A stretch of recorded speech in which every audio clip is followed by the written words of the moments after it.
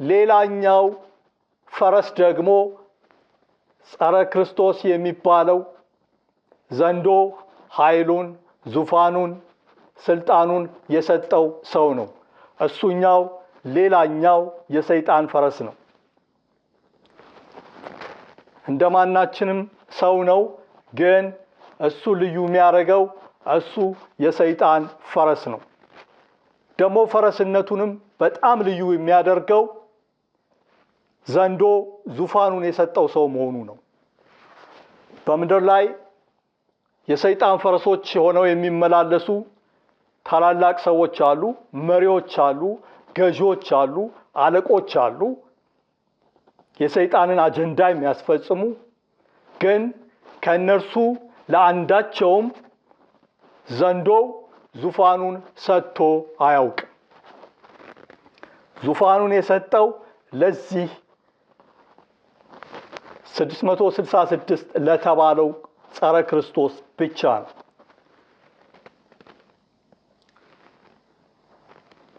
ወንጌል ከመስፋፋቱ በፊት ይልቁንም ደግሞ ወንጌል እያሸነፈ ከመምጣቱ በፊት በምድር ላይ ያሉ መሪዎች ሁሉ፣ ነገስታት ሁሉ፣ አለቆች ሁሉ፣ ገዢዎች ሁሉ የዘንዶ ዙፋን ሆነው ነው የኖሩት። ዙፋን የተባሉት እነሱ ናቸው። በመዝሙር ምዕራፍ 2 ቁጥር 2 ላይ እንደዚሁ ደግሞ በራእይ ምዕራፍ 2:13 ላይ ሄዳችሁ ማየት ትችላላችሁ። የምድር ነገስታት ተነሱ፣ አለቆችም ተነሱ፣ በእግዚአብሔርና በመሲሁ ላይ ተነሱ ይላል። ምን ስለሆኑ? የሰይጣን ዙፋን ስለሆኑ። በራእይ 2 ቁጥር 13 ላይ ደግሞ የሰይጣን ዙፋን ባለበት ያለህበትን አውቃለሁ አለ። እነዛ የሰይጣን ዙፋን የተባሉት ቄሳሮቹ ባሉበት ዘመን እንዳለህ እኔ አውቃለሁ ነው የሚለው የራእይ መጽሐፍ። አንቲፓስ የተገደለው በቀጥተኛ በሆነው በቄሳር ትእዛዝ ነው። ስለዚህ ነው ጌታ ኢየሱስ የሰይጣን ዙፋን ባለበት የምትኖርበትን አውቃለሁ ያለው። እነዚህን የሰይጣን ዙፋን የተባሉትን ለሌላ ለማንም ሳይሰጥ ቆይቶ የሚሰጠው ለማን ነው? ለ666 ነው፣ ለጸረ ክርስቶስ። እነዚህ ስለሚሰጡት ከሌሎች ነገስታት ፈረሶች ከተባሉት የተለየ ያደርገዋል ያን ሰው። ምክንያቱም እነዚህ የሰይጣን ዙፋን የተባሉት ስለሚሰጡት። አሁን ወንጌል እያሸነፈ ከመጣ በኋላ እነዛ የሰይጣን ዙፋን ከተባሉት ብዙዎቹ የሰይጣን ዙፋን መሆናቸው ቀርቷል። ነገር ግን የ666 መነሳት ጊዜ ሲቀርብ፣ የጸረ ክርስቶስ መነሳት ጊዜ ሲቀርብ ዘንዶ ሁኔታዎችን ሁሉ ለጸረ ክርስቶስ ምቹ ያደርጋል፣ መደላድልን ይፈጥራል። ይሄም ማለት የምድርን ነገስታት ሁሉ፣ መሪዎችን ሁሉ፣ ገዢዎችን ሁሉ መልሶ ዙፋኑ ያደርጋቸዋል። ዙፋኑ ካደረጋቸው በኋላ ለማን ይሰጣቸዋል? ለ666 ይሰጣቸዋል። ለ666 ለተባለው ለጸረ ክርስቶስ ከሰጣቸው በኋላ እነሱ የማን አጀንዳ አስፈጻሚ ይሆናሉ? የጸረ ክርስቶስ አስፈጻሚ ይሆናሉ። እነዚህ ናቸው 666 የተባሉት፣ ቁጥር አይደለም። የሰይጣን ዙፋን የተባሉት ዘንዶ ለጸረ ክርስቶስ የሰጠው ዙፋን እነዚህ የምድር ነገስታት፣ ገዢዎች፣ አለቆች ናቸው። ቁጥራቸው ደግሞ 666 ነው። መሪዎች ናቸው፣ ገዢዎች ናቸው፣ አለቆች ናቸው፣ በመላው ዓለም ያሉ እነዚህ የሰይጣን ዙፋን ናቸው። ለጸረ ክርስቶስ ዘንዶ ስለሰጠ እነሱ የማን አጀንዳ አስፈጻሚ ይሆናሉ? የጸረ ክርስቶስ አጀንዳ አስፈጻሚ ይሆናሉ። የሱ ግብረ አበር ነው የሚሆኑት። ቁጥራቸው 666 ነው። የነሱ ቁጥር ነው ያ። ብዛታቸው ማለት ነው። ብዛታቸው ልብ በሉ።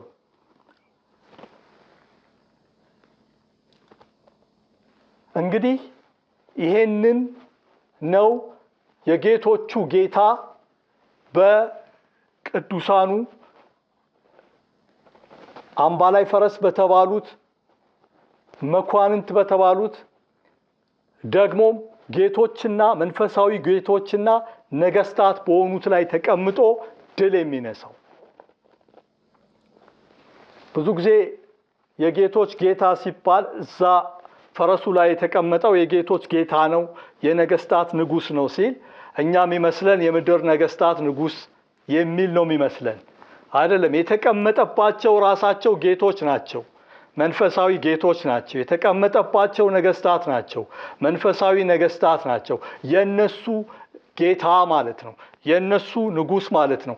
ንጉሰ ነገስት ነው እንጂ የሙታን ነገስታት ንጉስ ማለት አይደለም። የሙታን ነገስታት ጌታ አይደለም እሱ። የምድር ነገስታት የሰይጣን ዙፋን የተባሉት እነሱ ሙታን ናቸው። የሙታን ንጉስ አይደለም እሱ።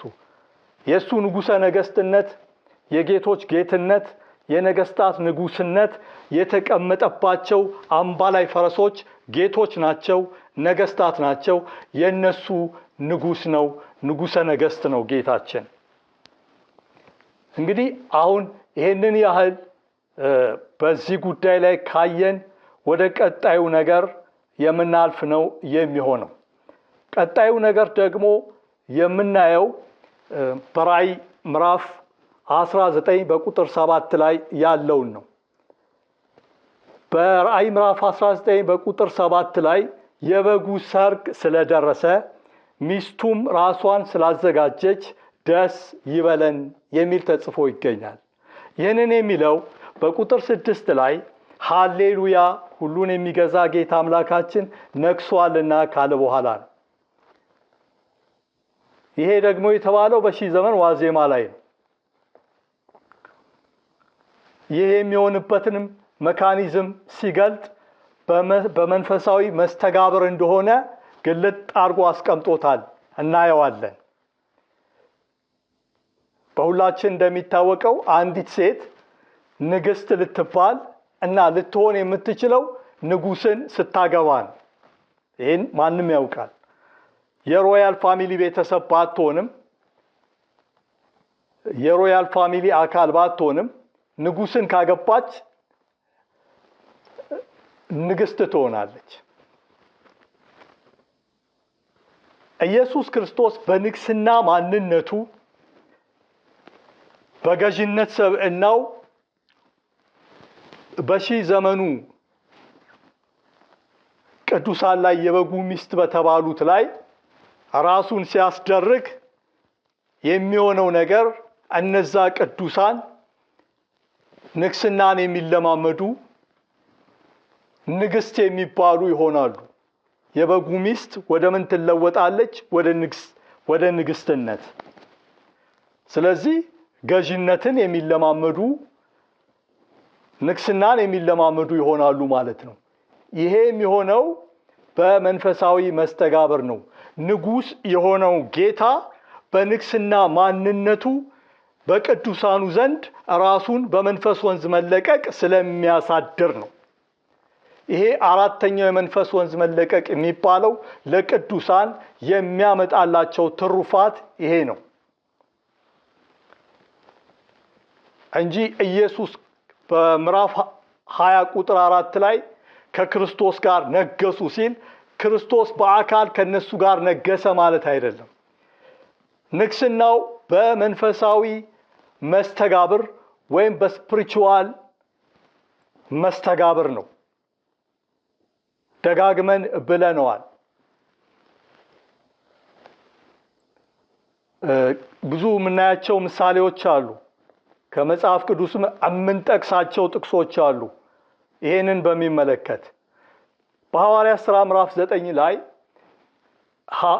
ሐዋርያው ጳውሎስ አስቀድሞ ሳኦል የተባለው ክርስቲያኖችን እያሳደደ በነበረበት ሰዓት ጌታ ተገልጦለት ለምን ታሳድደኛለህ ነው እንጂ ያለው ለምን አማኞችን ታሳድዳለህ አላለውም። ለምን ተከታዮቼን ታሳድዳለህ አላለውም። ያለው ለምን ታሳድደኛለህ ነው። ይሄ ማለት የክርስቲያኖች ስደት የማስደት ነው፣ የክርስቶስ ስደት ነው። ይሄንን ባለበት ሰዓት ጌታ ኢየሱስ ክርስቶስ በአካል አልነበረም ከቅዱሳኑ ጋር እየተሰደደ ያለው። ልክ እንደዚያው ማለት ነው። በሺህ ዘመኑም ጊዜ ንግስና ሲሆን የሚሆነው በመንፈሳዊ መስተጋብር ነው። የቅዱሳን ንግስና የእሱ ንግስና ነው የሚሆነው። ከእሱ ጋር ነገሱ ነው የሚባለው። የበለጠ ይሄንን የሚያብራራው ወይም በእግዚአብሔር ቃል ይሄንን ሁነት ግልጽ የሚያደርገው በኢሳይያስ ምዕራፍ 60 ላይ ያለው ስለ ሺህ ዘመኑ የሚናገረው ክፍል ነው። በምዕራፍ 60 በቁጥር 1 እና 2 ላይ ያለው ክፍል ብርሃንሽ መጥቷልና የእግዚአብሔርም ክብር ወጥቶልሻልና ተነሽና አብሪ ይላል። ከዛም ደግሞ በአንቺ ላይ የእግዚአብሔር ክብር ይወጣል፣ በአንቺም ላይ ክብሩ ይታያል ነው የሚለው። በአንቺ ላይ እግዚአብሔር ይወጣል፣ ክብሩም በአንቺ ላይ ይታያል ይላል። ይሄ ስለ ሺህ ዘመን ነው የተጻፈው በኢሳይያስ ምዕራፍ 60 ላይ ያለው። እንዴት እንደሚሆን ይሄ መንፈሳዊ መስተጋብር እንዴት እንደሚሆን ሲያሳይ ብርሃንሽ መጥቶልሻልና የእግዚአብሔርም ክብር ወጥቶልሻልና ተነሽና አብሪ ነው የሚለው። ይሄን ደግሞ የበለጠ ግልጽ ሲያደርገው በአንቺ ላይ ነው የሚለው። እግዚአብሔር ይወጣል፣ በአንቺ ላይ ክብሩ ይታያል ነው የሚለው። ስለዚህ በአካል አይደለም የሚመጣው። በማን ነው? በአንቺ ላይ እንዳለ በአካል መጥቶ አይደለም የሚያበራው። በአካል መጥቶ አይደለም ክብሩ የሚገለጠው። እዚህ ክፍል ላይ እንዳለ በአንቺ ላይ ነው የሚመጣው። በአንቺ ላይ ሆኖ ምን ያደርጋል? ክብሩ ይገለጣል። በአንቺ ላይ ሆኖ ብርሃኑ ይገለጣል ነው የሚለው። ይሄ መንፈሳዊ መስተጋብር ወይም ደግሞ ስፒሪቹዋል ኢንትራክሽን ነው የሚባለው። ኢየሱስ ክርስቶስ ሙላቱን በሺህ ዘመን ባሉ ቅዱሳን ላይ አስደርጎ እነሱ በዛ ክብር ኢየሱስ እንዲገልጡት በንግስናው ማንነቱ እንዲያበሩት ያደርጋል። የሚሆነው ነገር ይሄ ነው። ይሄኛውን ነገር ደግሞ በሌላ ክፍል እንየው ካል በዛው በምዕራፍ 33 ላይ በቁጥር 17 ላይ ዓይኖች ንጉሥን በውበቱ ያዩታል ካለ በኋላ በቁጥር 21 ላይ እግዚአብሔር በዚያ የሰፉ ወንዞችና የመስኖዎች ስፍራ ሆኖ ከኛ ጋር በግርማ ይሆናል ይላል። ከኛ ጋር በግርማ ይሆናል። እንዴት ሆኖ? እንደ ሰፊ ወንዝ ሆኖ ይላል። እዚህ ጋር ልብ በሉ፣ እኛ የምናገለግለው ስለ መንፈስ ወንዞች መለቀቅ ነው። እንደ ምንጭ ሆኖ ከቅዱሳን ጋር የነበረው ጌታ አሁን ደግሞ በእኛ ዘመን የመንፈስ ወንዝ መለቀቅን ስንቀበል፣ ሁለተኛውን የመንፈስ ወንዝ መለቀቅ ስንቀበል እንደሚንዶሎዶል ወንዝ ሆኖ ከኛ ጋር ይሆናል። የጊዮን የመንፈስ ወንዝ መለቀቅ ማለት የሚንዶሎዶል ወንዝ ማለት ስለሆነ ከዛ በኋላ በሺህ ዘመኑ ጊዜ ደግሞ እንደ ሰፊ ወንዝ ሆኖ ከማን ጋር ይሆናል? ከቅዱሳኑ ጋር ይሆናል። ልክ በሕዝቅኤል 47 በቁጥር 5 ላይ እንደተጻፈው። እንግዲህ ይሄ መንፈሳዊ መርሃ ግብር ይባላል። መንፈሳዊ መርሃ ግብርን ከተረዳን የምንፈልገው እናውቃለን፣ ለኛ የሆነው እናውቃለን፣ ጊዜን እናውቃለን፣ የሚሆነውን ደግሞ እናውቃለን። ስለዚህ ምንም አይነት ተፋልሶ አይፈጠርም ማለት ነው። ይሄን ብቻ አይደለም፣ ክፍተት አይፈጠርም፣ ደግሞ መተላለፍ የሚባል አይፈጠርም። ሙላት መቀበል ባለብን ጊዜ ሙላት ነው የምንቀበለው።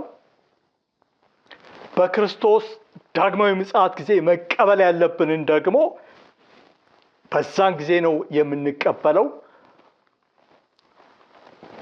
ስለዚህ እንዲህ ያለ መረዳት ኖሮን ነው መመላለስ ያለብን። ይሄ ለእግዚአብሔር አሰራር ምቹ ይሆናል። መንፈሳዊ መርሃ ግብርን የተረዱ ሰዎች አካሄዳቸውን ከእግዚአብሔር ጋር ማድረግ አያስቸግራቸውም። እነዚህን ነገሮች ወደፊት በስፋት እያየናቸው ነው የምንሄደው። በክፍል 2 በክፍል 3 ላይ እናብራራዋለን ያልነውን እያብራራን ነው ያለነው። አሁን እያብራራነው መተናል፣ እየገለጥነው መተናል። አሁንም ደግሞ ወደፊት መግለጥ የሚገባንን ሁሉ በመግለጥ ነው የምንቀጥለው። ምክንያቱም መንፈሳዊ መርሃ ግብር በደንብ ሊገባን ስለሚያስፈልግ፣ ይሄም ደግሞ ለእግዚአብሔር አሰራር ምቹ ይሆናል።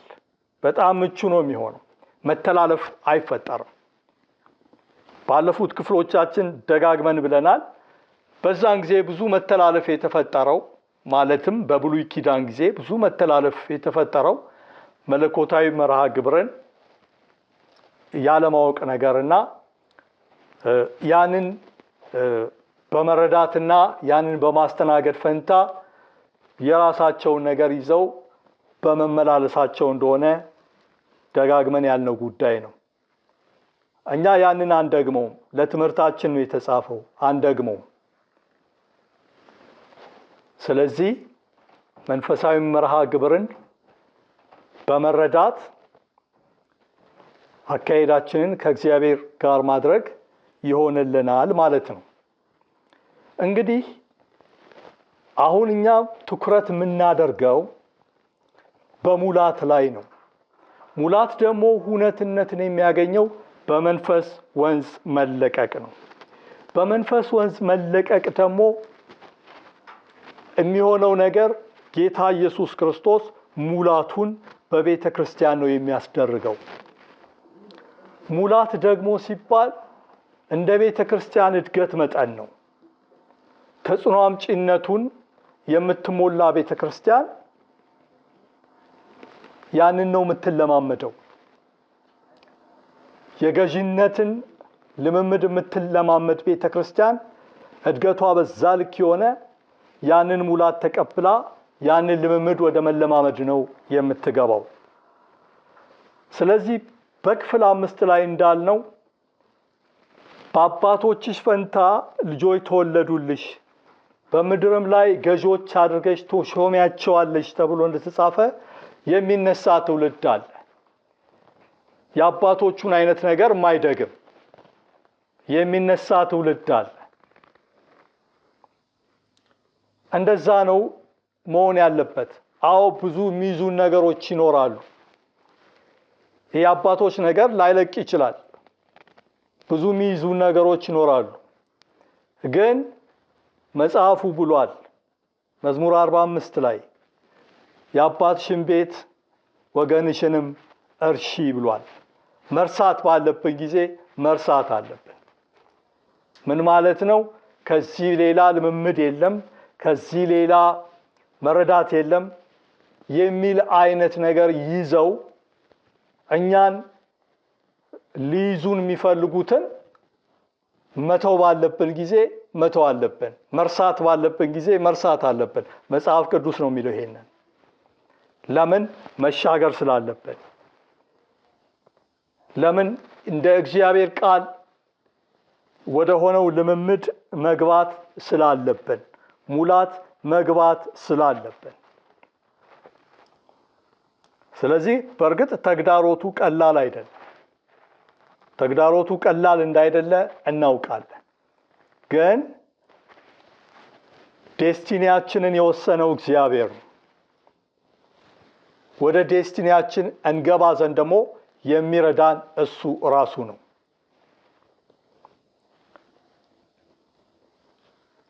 ስለ መንፈስ ወንዞች ደጋግመን የምንናገረው አሁን እኛ ደግሞ ይህንን ማስተናገድ ችለን ማለት ነው። ማለትም ይህን መለኮታዊ መርሃ ግብር ተረድተን የተጠበቀልንን የመንፈስ ወንዝ መለቀቅ ለመቀበል እንድንችል። ማናቀውን ልንቀበል አንችልም። ያልተረዳነውን ልንቀበል ወደዛ ልንዘረጋ እጆቻችን ለዛ ልናነሳ አንችልም። ያ ነገር እኛ ውስጥ ገዢ ካልሆነ ወደዛ ልንገባ ልንቀበለውም አንችልም። መጀመሪያ ልንረዳው በእኛ ውስጥ ገዢ ሊሆን ያስፈልጋል። ከዛ እጆቻችን ወደ እግዚአብሔር ማንሳት ይሆናል ማለት ነው። እጆቻችን ወደ እግዚአብሔር ካነሳን በኋላ መቀበል ይሆናል። ወደዛ ልምምድ መግባት ይሆናል። ወደ ተጽዕኖ አምጪነት ልምምድ። ወደ ተጽዕኖ አምጪነት ልምምድ የገባን ከሆነ ደግሞ ይሄ ነገር በኋላ ለሚነሱ ትውልዶች ሶስተኛውን የመንፈስ ወንዝ መለቀቅና አራተኛውን የመንፈስ ወንዝ መለቀቅ ሊቀበሉ ላሉት የኛ ነገር ጥሩ እምነት፣ ጥሩ ልምምድ ይሆንላቸዋል። ልክ እንደ ደመና ምስክር ይሆንላቸዋል። ለኛ አሁን እንደከበደን ለነሱ አይከብዳቸውም። በፍጹም አይከብዳቸውም። በእርግጥ እነርሱንም ቢሆን ሊይዛቸው የሚችል ነገር አይኖርም ማለት አይደለም። ግን ጥሰው የመውጣት ኃይል እነሱም ይኖራቸዋል። አልፎ የመሄድ ኃይል እነሱም ይኖራቸዋል። ወደ ተጠበቀላቸው ሙላት መግባት ለነሱም ይሆንላቸዋል። ግን እኛ ምሳሌ እንሁን፣ በእምነት ምሳሌ እንሁን ለነሱ ለሚመጡት። እኛ እንደተቸገርን እነሱ እንዳይቸገሩ ማለት ነው። እንግዲህ የመንፈሳዊ መርሃ ግብሮችን እንደዚህ የምንረዳ ከሆነ ከፊታችን ያለውን አስደናቂውን ልምምድ ለመለማመድ እንችላለን። እነዛ ልምምዶች ምን ሊሆኑ እንደሚችሉ በሚቀጥሉት ክፍሎች ነው የምናየው። ከዚህ በፊት ባቀረብናቸው ክፍሎች ጭብጦችን አቅርበናል። አዎ ጥቅል ነገሮችን አቅርበናል። ግን በኋላ ላይ በዝርዝር የምናያቸው ነው የሚሆኑት። ይሄ ለምንድን ነው የሚሆነው? ይህ የእግዚአብሔር ፈቃድ ስለሆነ ነው። የእግዚአብሔር ፈቃድ ስለሆነ ነው። ከኃይል ወደ ኃይል መሄድ የሚሰጠው ዝም ብሎ አይደለም። ሙላት የሚሰጠው ዝም ብሎ አይደለም። መጽሐፍ ቅዱስ ውስጥ ያሉ ነገሮች አሉ። እነሱ ነገሮች ምን መሆን ስላለባቸው ናቸው? መፈጸም ስላለባቸው ነው። ስለዚህ እነዛ ነገሮች ተፈጻሚነትን እንዲያገኙ የኛ አካሄድ ከእግዚአብሔር ቃል ጋር፣ የኛ አካሄድ ከእግዚአብሔር ጋር፣ የኛ አካሄድ ከመንፈስ ቅዱስ ጋር እንዲሆን ያስፈልጋል። በሌሎቹ ክፍሎች ሰፋ ባለው ነገር እስከምንመጣ ድረስ ጌታ ከእናንተ ጋር ይሁን። ሰላማችሁ ይብዛ።